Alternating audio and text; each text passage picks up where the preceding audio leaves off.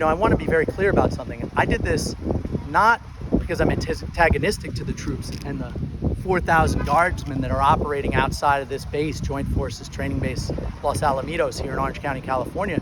That's where the 4,000 guardsmen are acting against, the interests of the people in LA every day. And I did this not because I don't support the troops. I did it because I support the troops. And what I really want to make certain of is that, none of them make the wrong decision when they're given an unlawful order. Like my sign says, General Milley and Secretary of Defense Esper had to disobey one of Trump's unlawful orders in 2019 and in 2020 when he wanted to shoot unarmed protesters, right? Well, I want these young guardsmen, and most of them are extremely young, I want to fortify them with the courage, and I want them to be thinking about under what circumstances they will disobey an unlawful order. They have an obligation, they all know it.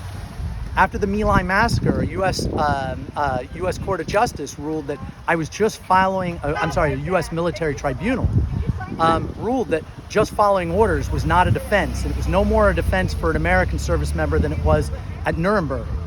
And they said clearly that service members, U.S. service members, have a positive obligation to disobey any order they know or should know to be unlawful. And I want them to think about that because there's not a lot of support for that. They're all taught it in the military and they all know it, but it's such a hard thing to do when you're in the military.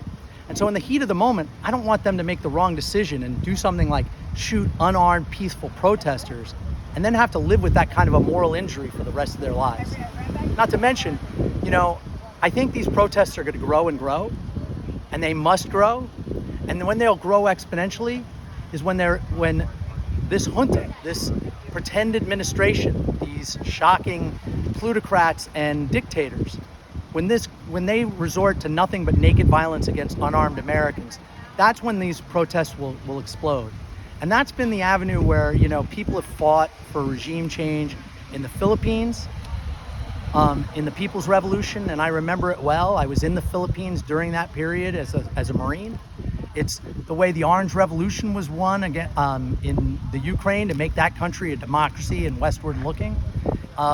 This is the way the wall came down in Germany. The troops and the institutions of state violence determined that they weren't going to act against the people. And that's ultimately, I think, what's going to lead us to victory, because in the end, these guardsmen aren't going to side against the American people. I don't believe it.